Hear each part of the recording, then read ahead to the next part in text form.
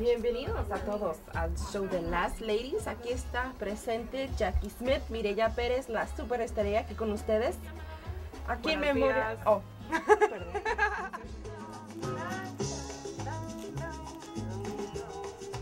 Gracias. unos anuncios. Vamos a traducirles el periódico de la Universidad de Parkside. Okay. I love doing things for other people, but this is one thing that I'm kind of selfish about that I do for me. I like that song. All right, we can put it on. It's just like a weight off my shoulders and I can just have fun there. A las 2 y a las 5.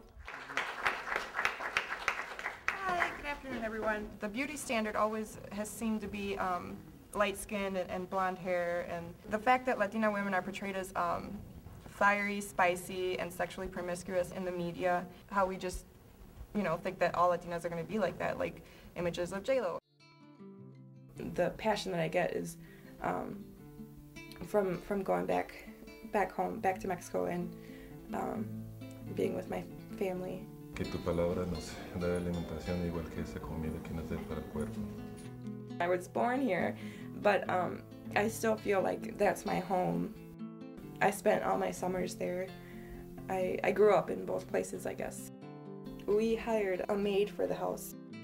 Sometimes instead of her taking the bus back to her parents' ranch, we would take her back and we'd hang out with them. When I really saw how things are and what conditions people have to live in, that's when I really started to get into it and see how we could do a little bit to change things. Tom Schnabel was the former executive director of Wisconsin Campus Compact. He nominated me because I was bugging him so much about what Campus Compact does for minorities. And so that's why he was like, well, just, you go ahead and do it. And so I was like, well, okay. I had originally planned, I really wanted to work with the Hispanic community in Kenosha. It's not that I wasn't able to, but I decided to go ahead and team up with Mike. To find out exactly how many kids we're working with. The reason why they're selected is because their school social workers chose them probably because they're at risk. Okay. Come from a shaky family setting. Okay, so we're going to meet with the kids. We're going to bring them to Parkside and then have the motivational speaker there. Mm-hmm. Okay. And I would recommend, from my experience before, the fact that most of the kids are African American or Latino, to have someone African American or Latino, a male figure, I'm thinking too, because I know this might sound biased, but hold on. The reason being is a lot of those kids come from homes where they don't have a dad. Well, I'm just saying, also the girls need and the boys need a respectable, educated, You're right. female out there that they can look up to as well. You're absolutely right. Whatever, I guess it's no, we can have more than one. Yeah, we can. Yeah. Okay.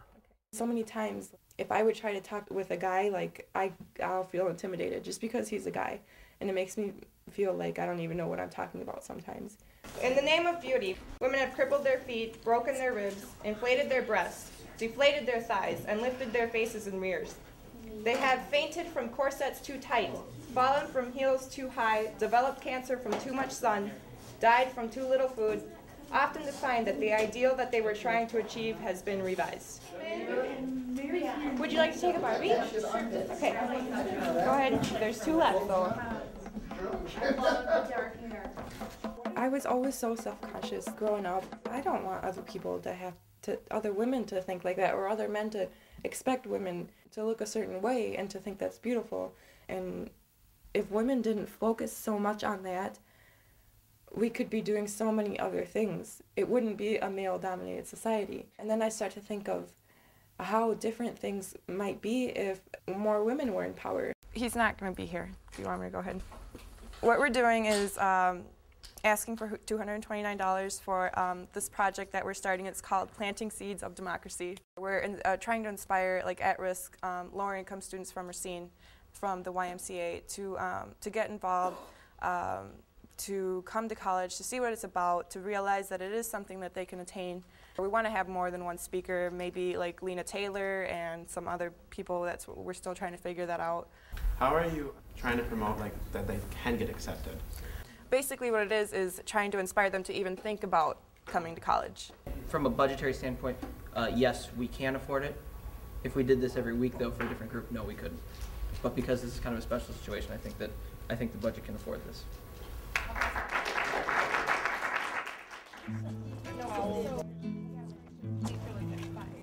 Welcome to the University of Wisconsin-Parkside. How you doing? Smile, it's all right. This office is the Office of Multicultural Student Affairs. Our charge is to assist with closing the gap, the achievement gap between students of color and non-students of color. You all going to college? I am. You are? You made a decision on where yet? Here. My name is Lena Taylor, and I'm a state senator. We're #1 in the nation, our state is, for incarceration of African Americans. You have to choose to make good choices. You have to choose to stay in school, and you have to choose to get involved. And if you don't choose those things, then believe me, the statistics will get a hold of you and choose you. Let's thank the senator for coming, you guys. Good job.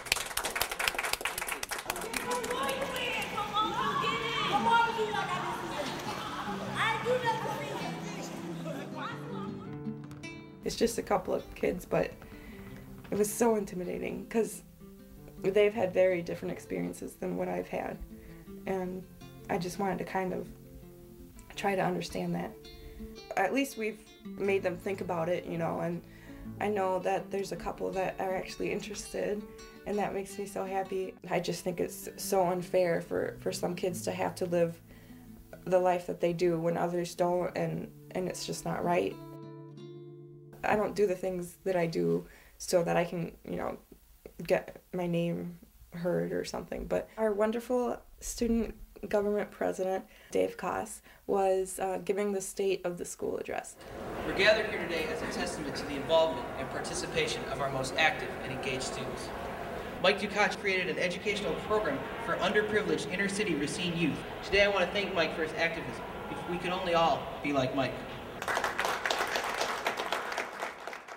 That one really bothered me because there's a lot of work that has been put into this by both of us, and I don't know, it just kind of sucked, but whatever, you know, like it kind of bothers me, but if you let that stuff get to you, you're not going to get anything else done. That's not what's important, so I try to kind of just push it aside. This is what I'm supposed to be doing. This is what I'm here for, and it's just what makes me happy. So by seeing what's wrong in our society and addressing it and doing something about it helps me feel a little bit better that something can be done. Planting seeds of democracy. It's much harder than it sounds.